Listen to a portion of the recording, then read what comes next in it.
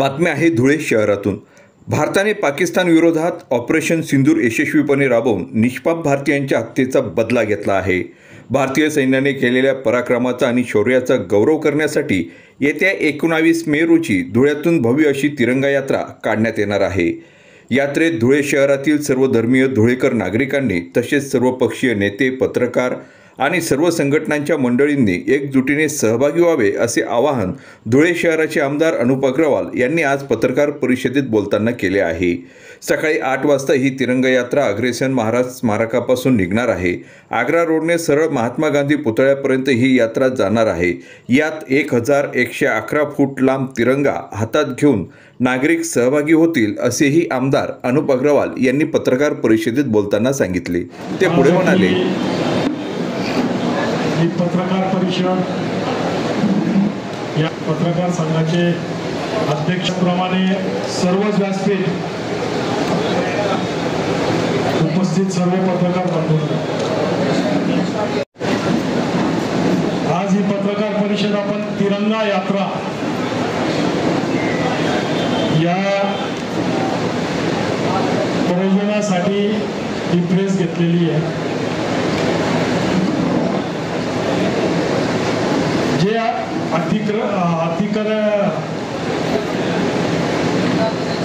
जम्मू काश्मीर मध्ये जाऊन जे निर्दोष ज्यांना धर्म विचारून गोळ्या घालण्यात आल्या आणि त्याच्यानंतर भारताने घेतलेला ऍक्शन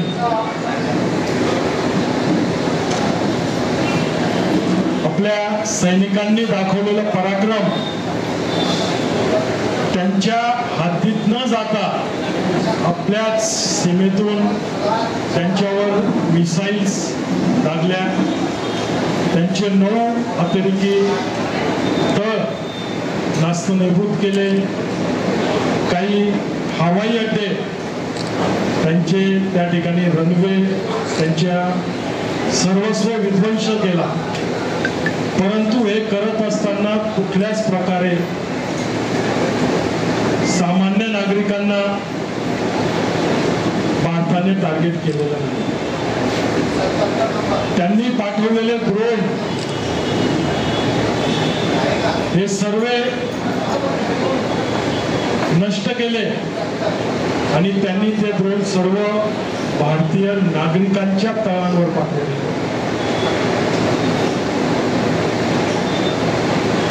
अशा प्रकारे सैनिकांनी जे काम, जे देशप्रेम आपल्याला वाचवण्यासाठी रात्रदिवस जे त्या ठिकाणी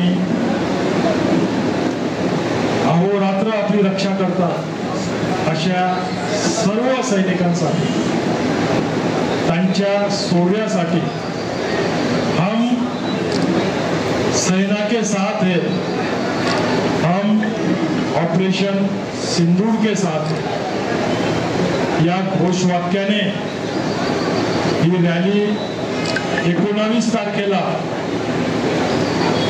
सकाळी 8 वाजता अग्रेसन महाराज चौक येथून आपण काढणार आहोत।